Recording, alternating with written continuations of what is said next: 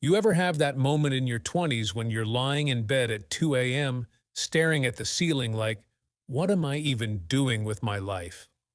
We were told our 20s would be the best time of our lives. Freedom, friends, no real responsibilities. But somehow, it feels like we're just surviving. Scrolling through everyone's highlight reels on Instagram, wondering if we missed the class where they taught how to be an adult. Let's talk about it. This is the truth about your 20s and what actually matters most. Chapter 1. The myth of having it together. First of all, nobody has it figured out. I know you've heard that before, but I mean really. Even the people who seem to have their dream job, perfect partner, glowing skin, they're figuring it out too. We all do this thing. We compare our behind the scenes to everyone else's highlight reel. You're 25, and your college friend is buying a house, someone else is engaged, someone just launched a startup, and you're like, cool, I just cried over a $7 oat milk latte. But listen, your 20s aren't about arriving. They're about learning how to live. The goal isn't to have it all figured out. The goal is to build a life that feels right for you. Chapter 2. Careers, Jobs, and the Pressure to Succeed. Let's talk jobs. There's this enormous pressure in your 20s to find your passion, your dream career, and climb the ladder before you hit 30. But most people don't even know what they actually want. And that's normal. Your 20s are messy. You'll probably have a job you hate. Maybe two. You'll work for someone who treats you like you're disposable. You'll question your major, your resume, your worth. You'll wonder if you're behind. Your 20s are for trying, quitting, pivoting. You're not supposed to find your forever job on your first try. Some of the most successful people didn't even start in the field they ended up in. You're not lost. You're exploring. Give yourself permission to not know yet. That's not failure. That's growth. Chapter 3. Friendships and Loneliness.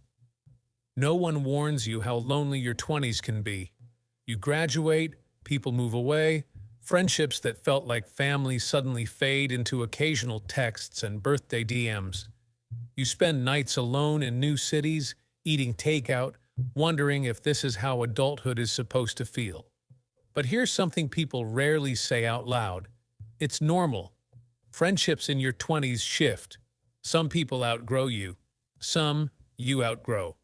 But you'll also meet people who get you in a way no one else has. You'll learn the value of quality over quantity. You'll learn to show up for yourself, especially when no one else does. And that's when you start building real connection, not based on convenience, but on truth. Chapter 4. Romantic Relationships and Self-Worth. Let's go there. Relationships. Your 20s are full of almost relationships. The talking stages, the ones who weren't ready, the ones who ghosted, the ones who made you question your worth. We chase love thinking it'll fix us, thinking it'll give us clarity or security. No relationship will ever make you feel whole if you don't feel whole alone. Your 20s are about unlearning everything you thought love was. It's not drama, games, or chasing. Real love feels safe, seen, easy. And you only find that when you stop settling for breadcrumbs and start choosing yourself. Chapter 5. Money, Fear, and the Comparison Trap.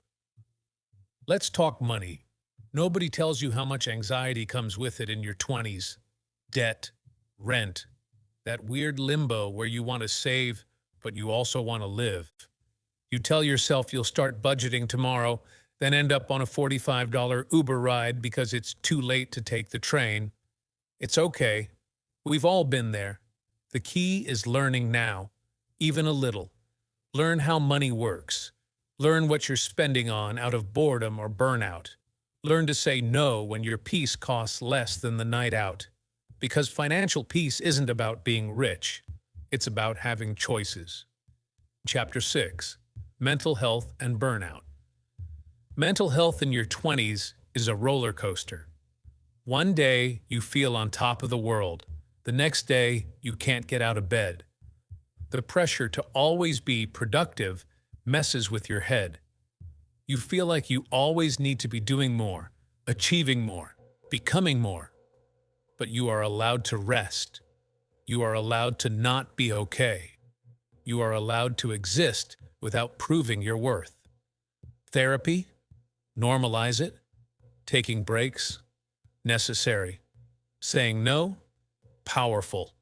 You're not lazy. You're tired. And you deserve to take care of your mind the same way you'd take care of a broken bone. Chapter 7. What actually matters most?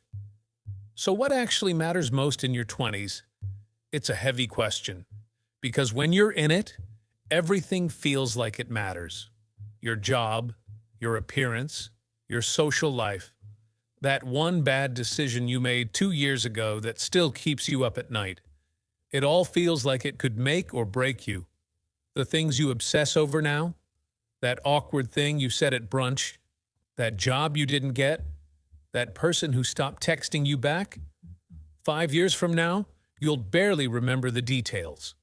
What you will remember is how you treated yourself during it all. What actually matters is learning to stay soft in a world that wants to harden you. It's learning to stop performing for approval and start living from authenticity.